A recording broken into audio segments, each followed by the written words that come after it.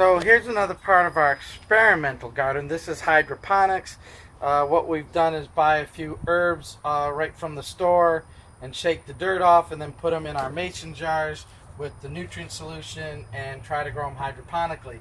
It's been a limited success here. We had some strong winds, we had some rain, and some of them just had too much of a root system that they really, I don't think, caught.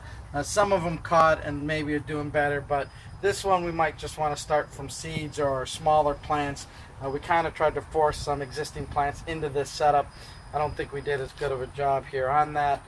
There's 2 lettuce plants that we'll try to do hydroponics because they were left over that we got. I started some seeds here that are starting to come up. So here we have beans, pole beans that I'll probably make go up the trellis. We also have some seeds here for giant sunflower seeds. I'm going to try to grow those. Last year they seemed to grow pretty well, but we're going to put them in a bigger container and see how that grows. And then I had some more seedlings here that are starting to germinate. Some of them are germinating, some aren't yet. This is more some dill and some onions and other things that we tried. I had some seeds, so I threw them in. We'll see if they grow. If not, we'll do some other things. Then on the other hydroponics are right here. These are 2 ghost peppers, and again, these are 5-gallon buckets. And basically we put the plant into these little clay pebbles in a basket, and then it's basically just water there. You basically fill it with water, fill it with the liquid nutrients, shut the lid, and only look at it every 4 weeks to see if the water is sufficiently there. What happens is, I'll try to use one hand and I'll show you the root system. It's pretty fascinating on what eventually happens, but as you can see here, these are the roots that are growing in this bucket. And you want pure white roots like that because that means there's no algae or air coming in. So what happens is as the water starts to recede in the bucket, the roots will keep growing down as the water goes down. You just have to then make sure it doesn't run out completely and that you need to replenish the nutrients. And then here in the clay area, the clay pebbles, it will grow roots that are air roots. So you don't want to drown the plant. You can't fill it up to the top, you'll drown the plant.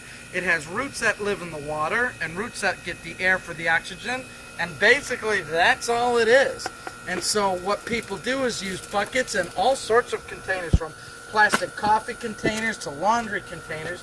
And you can, I've seen people use a 32-gallon black garbage tub, and they grow 7-foot tall pepper plants or whatever.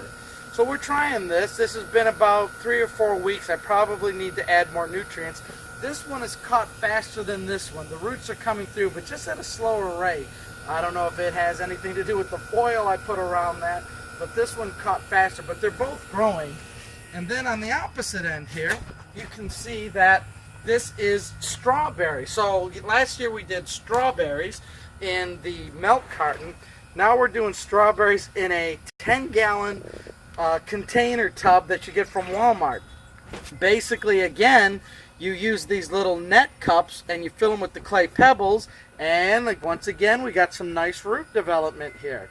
So it's growing really well with the roots in the water.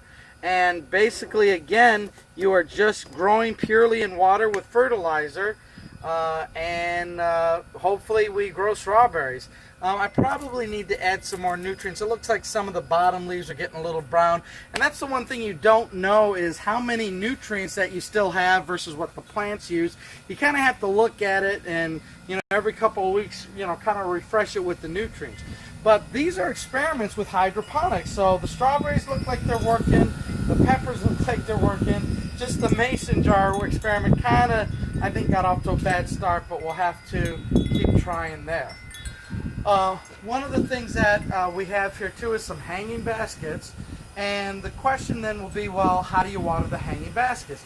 Well, if you'll notice here, I got the different irrigation lines coming in the ground. What I think the next thing I have to do is to put in an irrigation tube and come into the plants and water them with an irrigation. Hopefully there's enough water pressure, and there should be, that it will force water up in these little tubes, and I'll be able to put the irrigation emitter in each of the hanging basket. Another thing we think we're doing is that when it becomes June and July and it's 100 degrees out here, you can't sit out here. Right now it's 70, it's nice. But when it's hot, it's no fun sitting out in 100-degree weather, even in the shade. So the next thing that I'm going to get is to put around the border here is a mister. Basically, it's the same thin tubing that we water our plants with, like this. I basically will just string it all the way around, and then you put in every so many inches or feet or whatever a mister emitter, which basically makes a very fine powdery mist. If you go to restaurants where they have the water misters in the heat, we're going to try that and see if that works. That way it can cool down the area and you can sit out here with the mister and keep cool. We'll see what that works, but I got those coming up next. Lastly, I'll show you the irrigation system. So right now, to keep it out of weather and the heat, which tends to bleach and dry out everything, I basically got this Walmart tub and painted it black. And this controls all our irrigation. I'm going to lift this up and you can see what we've got. Basically, our system here is all above ground in the sense that we didn't dig any trenches and do like the normal sprinkler system. You don't have to. Basically, if you don't mind in a few areas, just don't step over the, just don't trip over the lines. But what we have here is this is just a regular old garden pipe. And so we have here, what you have to have is a backflow preventer so that when you turn off the water, when the water's running, if there's any water, it's not going to go back into the house. It's basically going to spray out here. So that's a so it's a backflow preventer. Then we have our distribution here, which is 4 lines. Then we have our filter to take out any sort of dirt and material and whatnot, and we can empty that out and clean it out. Then I'll explain this here. This is our fertilizer tube. And then what we have here is the modern age meets the gardening here. This here is 4 lines. We got 3 lines hooked up, so we got 3 zones, and this is a pressure reducer to reduce the pressure. Normal house pressure would blow out all these little emitters. There's too much pressure. It's about 60 psi. Well, this brings everything down to 30 psi so that the emitters don't explode. But what this is a smart water timer. This is Wi-Fi. So basically, you set this up. There's a little relay box, kind of like a home router, but it's a little box that connects to the router that is the central control. You basically go online in the website and set your watering zone. So this can go, 4 times a day for 3 minutes, and it's all Wi-Fi. As long as the internet's up, you don't have to push a button to turn it on off. It's automatically set. And for what we're doing here in this experiment, this is enough. If we get fancier, we might get one of those fancier ones that do a lot more technical programming and all that stuff, but this is really sufficient. The Wi-Fi works, it turns on and off like we need it to, and that's good to go. And lastly, what we have here is this little white jug, and what happens is that we got 2 lines. There's an in and an out, and this little flow line. Basically, I don't want to have to fertilize again. So here you put in the top of the container here, it's a 1-gallon container, you put in your fertilizer. So every time it turns on to water, then a little bit of fertilizer trickles out. It's got some regulator inside that says how much water is flowing through and how much, little droplets of fertilizer coming out.